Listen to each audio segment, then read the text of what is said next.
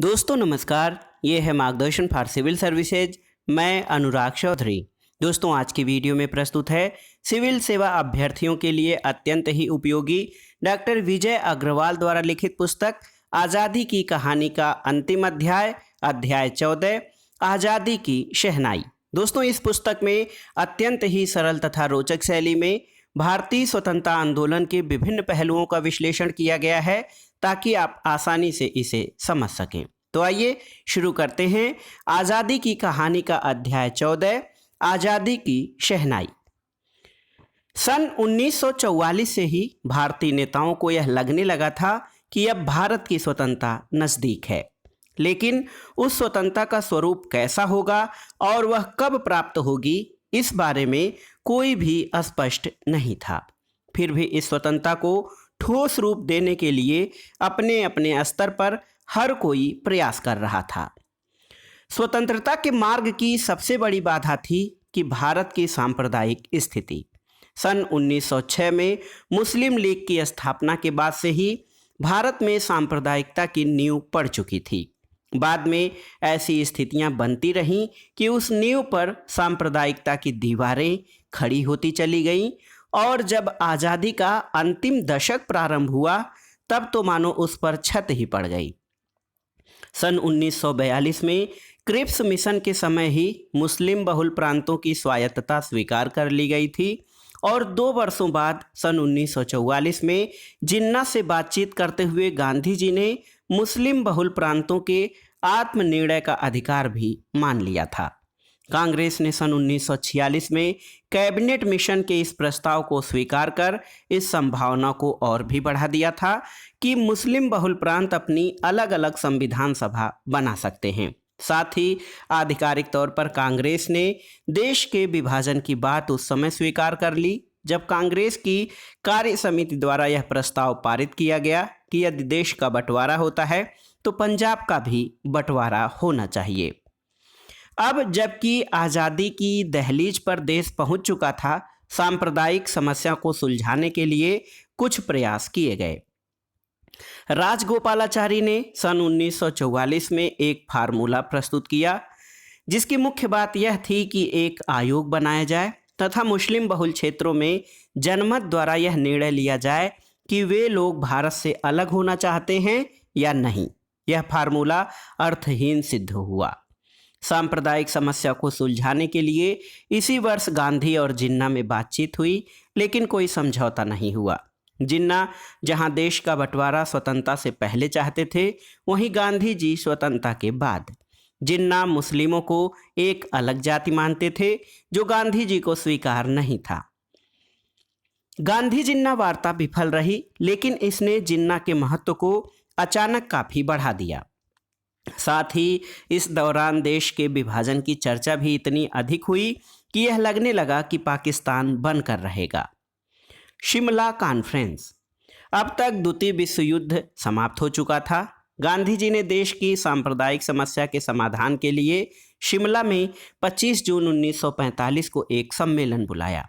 इस सम्मेलन में यह प्रस्ताव रखा गया कि वायसराय की कार्यकारी परिषद में उन्हें और प्रधान सेनापति को छोड़कर शेष सभी सदस्य भारतीय होंगे। इसमें मुसलमानों और हिंदुओं का अनुपात बराबर रहेगा, लेकिन यह समझौता वार्ता भी जिन्ना के दुराग्रह के कारण टूट गई। जिन्ना की मांग थी कि परिषद के सारे मुस्लिम सदस्य मुस्लिम लीग से ही मनोनीत होंगे। इसे स्वीकार करना कठिन था क्योंकि ऐसा नहीं था कि मुस्लिम लीग भारत के संपूर्ण मुसलमानों का प्रतिनिधित्व करने वाली संस्था हो। Cabinet mission. द्वितीय विश्व युद्ध की समाप्ति के साथ ही भारत में ब्रिटिश राज का आखिरी दौर शुरू हो चुका था। हालांकि ब्रिटिश हिटलर के विरुद्ध युद्ध जीत गए थे, लेकिन भारतीय मोर्चे पर वे पराजित हुए। भारत छोड़ो आंदोलन के कारण सेना और नौकरशाही के लोगों ने खुलेआम कांग्रेस की सभाओं में जाना शुरू कर दिया। अब ब्रिटिश सरकार का आधार केवल कुछ जमींदारों, उच्च वर्गों तथा सरकार प्रशस्त लोगों तक ही सीमित रह गया था। भारतीय प्रशासन की स्टील फ्रेम कही जाने वाली सेवा इंडियन सिविल सर्विस में भारतीयों की संख्या बढ़ चुकी थी। द्वितीय विश्व युद्ध में ब्रिटेन के लोग 6 वर्षों के अंदर इतने थक चुके थे कि उनका उत्साह मंद हो गया था। वैश्विक मंदी के कारण उन्हें आर्थिक चिंताएं भी होने लगी थीं। ऐसी स्थिति में अंग्रेज सरकार के सामने एक भी विकल्प नहीं बचा था। सन 1942 के क्रिप्स प्रस्ताव में उन्होंने दोहरे डोमिनियन की बात कही थी। अब पूर्ण स्वराज के सिवाय उनके पास देने के लिए रह ही क्या गया था। ब्रिटिश सरकार यह समझ गई थी कि अपने पुराने रंग ढंग के आधार पर वह भारत में अपनी सत्ता को अधिक समय तक कायम नहीं रख सकेगी। इसलिए अब ब्रिटिश सरकार की नीति यह हो गई थी कि भारत को सत्ता का हस्तांतरण कर दिया जाए। अतः उसके सामने अब दो मुख्य मसले थे। पहला यह कि सत्ता के हस्तांतरण का स्वरूप क्या हो, तथा दूसरा यह कि स्वतंत्रता के बाद भारत और ब्रिटेन के संबंध कैसे रहेंगे। इन्हीं मसलों को सुलझाने के लिए मार्च 1946 में भारत में कैबिनेट मिशन भेजा गया। कैबिनेट मिशन ने भारत पहुंचते ही लीग और कांग्रेस के नेताओं से बातचीत की। मिशन ने 2 स्तरों वाली संघीय योजना रखी, जिससे आशा की जाती थी कि वह अधिकतम क्षेत्रीय स्वायत्तता के साथ साथ राष्ट्रीय एकता को भी बनाए रखेगी। इसमें प्रांतों और देशी राज्यों का एक संघ बनाने की बात भी कही गई। हालांकि प्रांतों को पूर्ण स्वायत्तता दी गई थी, लेकिन प्रतिरक्षा, विदेश और संचार पर केंद्र सरकार का नियंत्रण था। इस मिशन को मूल रूप से संविधान सभा का गठन करना था और यह व्यवस्था की गई कि संविधान के अस्तित्व में आते ही अंग्रेजों का प्रभुत्व समाप्त हो जाएगा। कांग्रेस तथा मुस्लिम लीग दोनों ने कैबिनेट मिशन योजना को स्वीकार कर लिया, लेकिन तब तक एक बार फिर से गतिरोध पैदा हो गया जब अंतरिम सरकार के गठन की बात आई।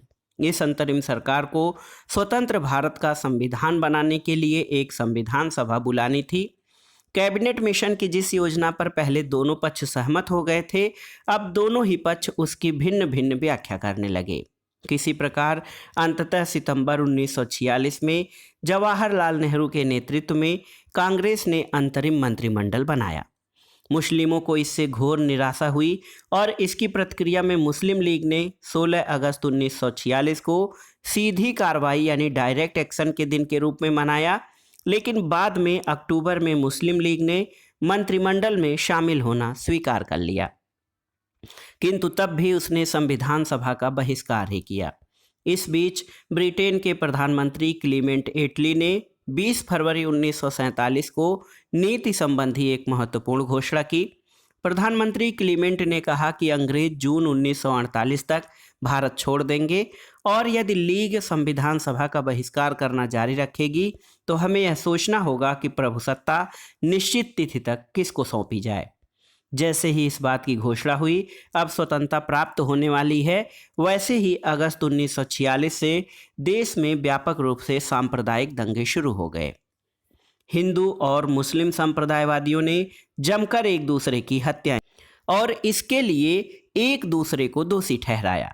मानवीय भावनाएं इस समय खत्म हो चुकी थीं। ऐसा लग रहा था मानो दोनों संप्रदाय के लोग एक दूसरे के रक्त के प्यासे हो गए हैं। यहाँ तक कि महिलाओं तक भी अत्याचार करने में उन लोगों ने कोई नरमी नहीं दिखाई। यह देखकर महात्मा गांधी अत्यंत निराश हो उठे। उन्होंने दंगा रोकने के लिए पूर्वी बंगाल और बिहार की पदयात्राएं की। दोनों संप्रदाय के कुछ लोगों ने गांधी जी का साथ दिया, लेकिन लोगों के अंदर एक दूसरे के प्रति घृणा के बीज इतने गहरे पड़ चुके थे कि दंगे थोड़े समय के लिए कम तो जरूर हो जाते थे, लेकिन समाप्त नहीं होते थे। ये दंगे तब तक चलते रहे जब तक कि अंग्रेज द्वारा शासित भारत 2 देशों के रूप में विभाजित नहीं हो गया।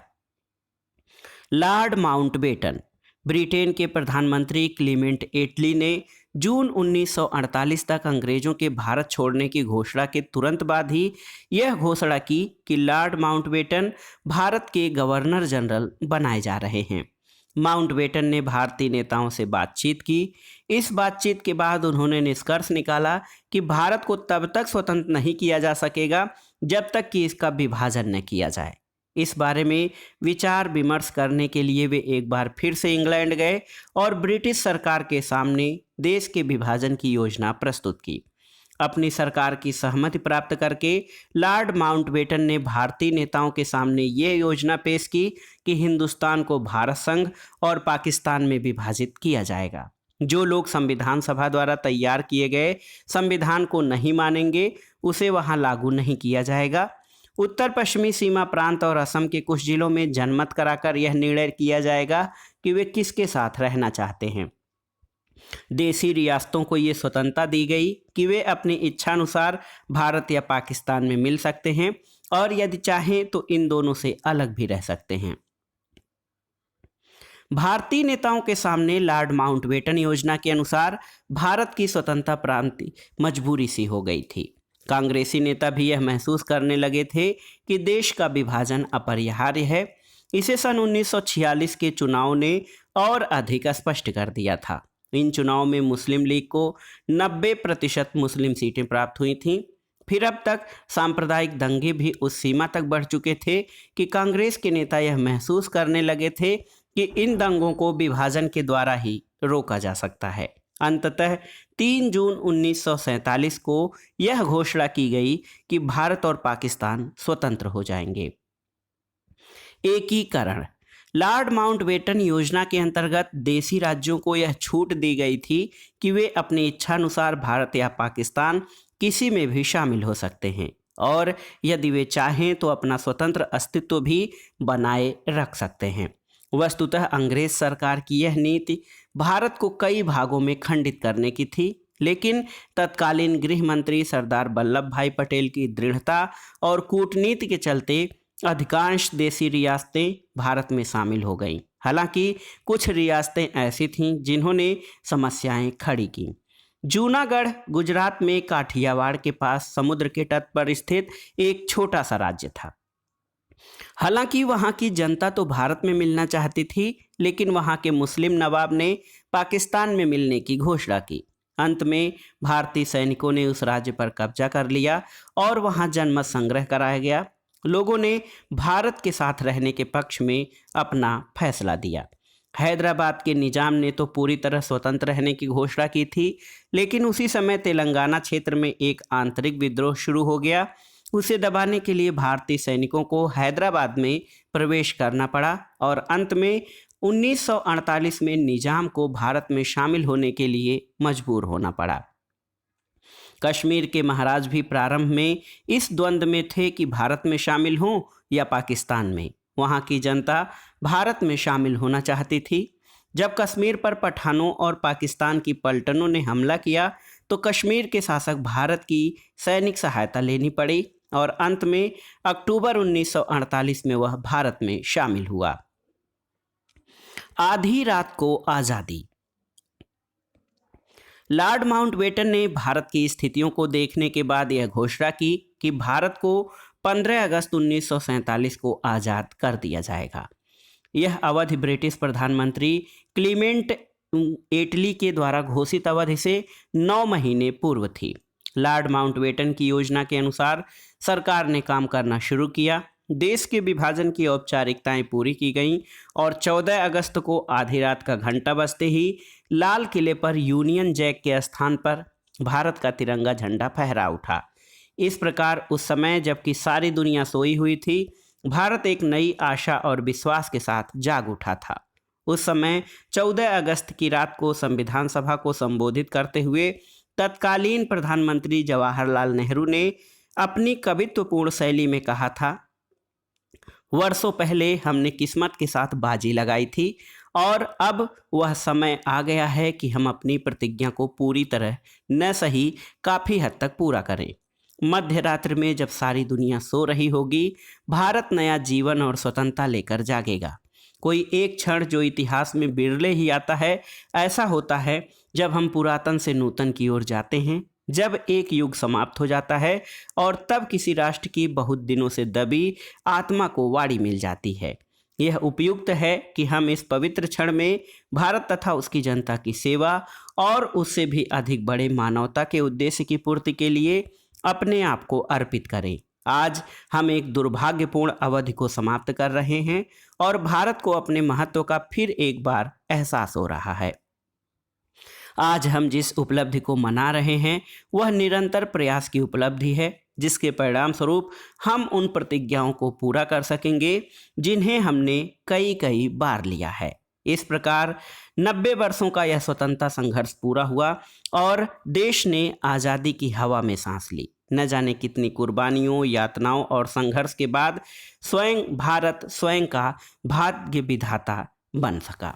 तो दोस्तों, ये था डॉक्टर विजय अग्रवाल द्वारा लिखित पुस्तक आज़ादी की कहानी का अंतिम अध्याय, अध्याय 14, आज़ादी की शहनाई। इस पुस्तक में अत्यंत ही सरल तथा रोचक शैली में भारतीय स्वतंत्रता आंदोलन के विभिन्न पहलुओं का विश्लेषण किया गया है, ताकि छात्र और अभ्यर्थी तथा भारतीय स्वतंत्रता आंदोलन में रुचि रखने वाले लोग इसे आसानी से समझ सकें और इसके विभिन्न पहलुओं का विश्लेषण कर सकें। दोस्तों, इस पुस्तक के सभी अध्याय बहुत ही अच्छे ढंग से, बहुत आसान शब्दों में लिखे गए हैं, ताकि कोई भी एक सामान्य व्यक्ति या परीक्षाओं की तैयारी करने वाला अभ्यर्थी भारतीय स्वतंत्रता आंदोलन को आसानी से समझ सके और किसी प्रश्न के संबंध में इसमें से आसान ढंग से उसका उत्तर प्रस्तुत कर सके। तो वीडियो आपको कैसा लगा हमें कमेंट बॉक्स में ज़रूर बताइएगा। वीडियो को लाइक करें, शेयर करें और इस चैनल मार्गदर्शन फॉर सिविल सर्विसेज को सब्सक्राइब करें। वीडियो देखने के लिए धन्यवाद दोस्तों। नमस्कार।